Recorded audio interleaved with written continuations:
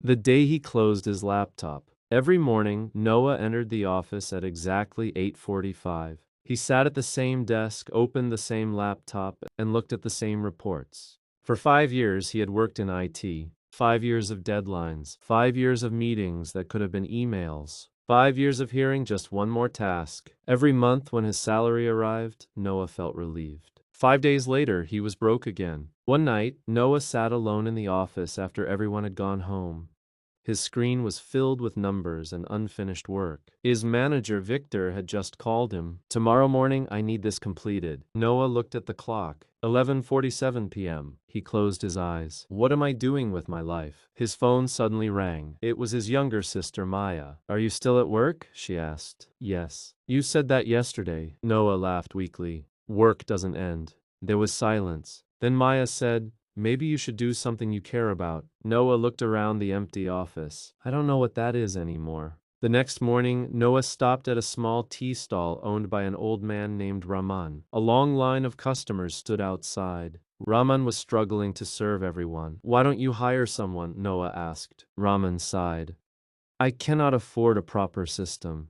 I lose customers because people get tired of waiting." Noah looked at the crowd. Then he looked at the tea stall. An idea appeared in his mind. That evening, instead of opening his office laptop, Noah opened his personal one. He created a simple digital ordering system for small tea stalls and food vendors. It was not perfect. The design was terrible. The system crashed several times. Sometimes Noah wanted to throw his laptop out of the window. But he continued. For the first time in years, he was working late and did not feel empty. Maya helped him test the system. Rahman became his first customer. Then came Lena, who owned a food truck. Then Kabir, who ran a small bakery. Slowly, Noah's idea grew, but his job became even more stressful. One Monday morning, Victor called him into his office. "I need you to lead another project," Victor said. Noah looked at him. "I'm resigning." Victor stared at him. "You're leaving a stable IT job for what?" Noah smiled. "For something I believe in." Victor laughed. "Belief doesn't pay bills." Noah nodded. "Maybe not at first."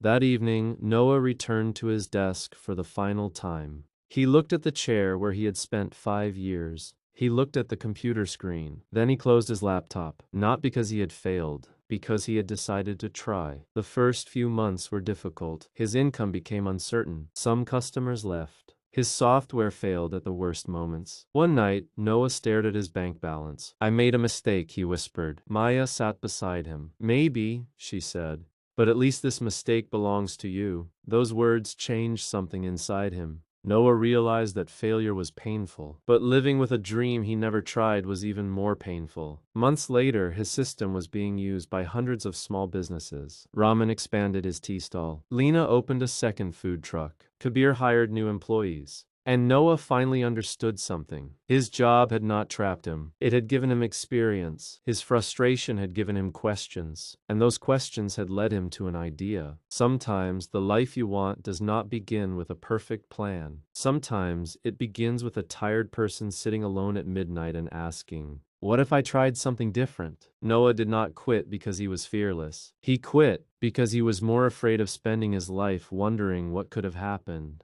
And sometimes that is where a new life begins. Not with certainty, not with money, not with perfect timing, but with one brave decision. Close the laptop, take the first step, and build something that belongs to you.